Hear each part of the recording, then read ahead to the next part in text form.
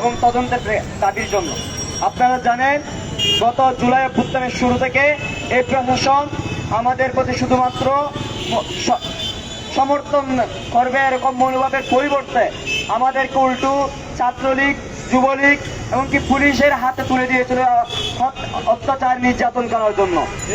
এই প্রশাসন পিসি মাকসুদ কামালের মৌন সমর্থন এবং নির্দেশনায় ছাত্রলীগ এবং পুলিশ এই ঢাকা বিশ্ববিদ্যালয়ের ছাত্রদের উপর হামলা চালিয়েছিল। এই হামলার ফলে সারা বাংলাদেশে একটি সহিংসতা ছড়িয়ে পড়েছিল, যার পরিপ্রেক্ষিতে আজকে 2000-এর মতো প্রায় আমাদের বাইরে শহীদ হয়েছে।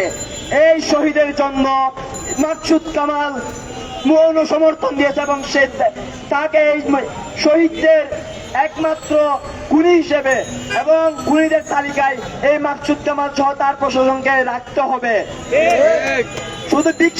শুধু ডিসি মাকসুদ কামাল নয়, তার সাথে থাকা সমস্ত প্রশাসন, প্রক্টরিয়াল বডি, সিন্ডিকেট বডি সবাইকে সুস্থ তদন্ত করে আইনের আওতায় এনে শাস্তি নির্ধারণ করতে হবে।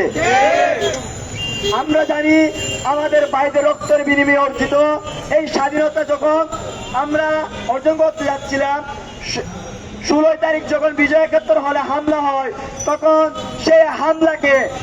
সেই হামলার বিরুদ্ধে কোনো বিবৃতি বা কোনো তদন্ত না করে উল্টো সব প্রশাসন এই নির্লজ্জভাবে সিন্ডিকেট মিটিং এর নামে একটি নাটকীয়তার মাধ্যমে হল বন্ধ করে আমাদের ভাইদের, আমাদের বোনদের বিশ্ববিদ্যালয় থেকে, আন্দোলন থেকে দূরে সরিয়ে দেওয়ার চেষ্টা করেছিল। ফলশ্রুতিতে আমাদের সেই আন্দোলন সারা বাংলায় ছড়িয়ে পড়েছে। আমাদের আন্দোলন সফল হলো, সেই পিসি মাকসুদ কামাল সেই প্রশাসন এখন কিন্তু বহাল রয়েছে, তাদের দায়িত্ব থেকে সরিয়ে দেওয়া হলো। তারা সেই শিক্ষক হিসেবে তারা এখনো স্বাধীনভাবে দেশে কিভাবে ঘুরে বেড়ায় সেই প্রশ্ন আমি এই বাংলার মানুষের কাছে রেখে যেতে চাই। প্রিয় ঢাকা ইউনিভার্সিটির শিক্ষার্থীবৃন্দ, আপনাদের কাছে আমরা দাবি জানাই, আপনারা আপনাদের সেই দাবির প্রেক্ষিতে পিসি মাকসুদ কামাল, প্রক্টরিয়াল টিম সহ সমস্ত সিন্ডিকেট বডির বিরুদ্ধে আপনারা এগিয়ে আসুন, যাতে শাস্তি নির্ধারণের মূলক একটি ব্যবস্থা করা হয়।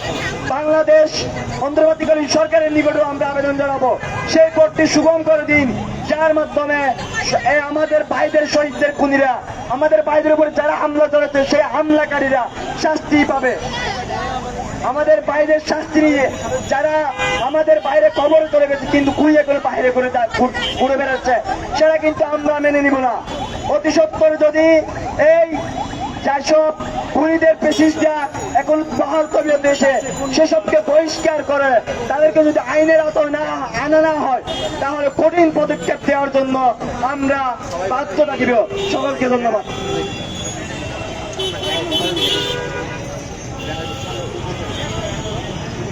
এই মাকসুদ কামাল প্রশাসন, নির্লজ্জ প্রশাসন, অধৈর্য প্রশাসন, ধিক্কার ধিক্কার।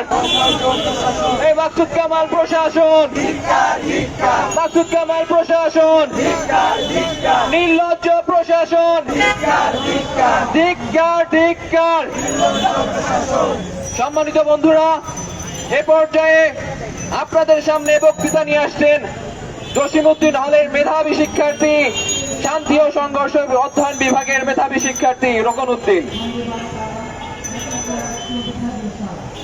সংগ্রামী বন্ধুরা, আপনারা জানেন আমরা রাজভাস্কৃতির সামনে দাঁড়িয়েছি একটি বিচার নিয়ে। গত জুলাইয়ের 14, 15, 16, 17 তারিখ ঢাকা বিশ্ববিদ্যালয়ে এক কালো রাত নেমে এসেছিল। আপনারা জানেন 17 তারিখ বিশ্ববিদ্যালয়ে বন্ধ ঘোষণা করা হয়েছে। ওই সময় পুলিশ, ছাত্রলীগের পেট্রোল বাহিনী দ্বারা আমাদের ভাইয়েরা রক্তাক্ত হয়েছে।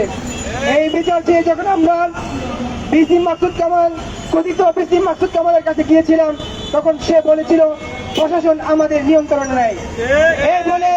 এ বলে সে তার যে মেরুদণ্ডহীন সেটার পরিচয় দিয়েছে। আজকে আমরা রাজভাস্করের সামনে 2 মাস পূর্তি উপলক্ষে আজকে যে সকল ভাইরা শহীদ হয়েছে, যে সকল ভাইরা আহত হয়ে হাসপাতালে কাতরাচ্ছে, আমরা তাদের সুস্থতা কামনা করার মাধ্যমে পিসি মাকসুদ কামালের শাস্তি শাস্তি আমরা চাই। সংগ্রামী বন্ধুরা, আপনারা জানেন পিসি মাকসুদ কামালের যদি শাস্তি না হয় তাহলে আমাদের যে সকল শহীদ ভাইরা শহীদ হয়েছে তাদের আত্মার শান্তি পাবে না।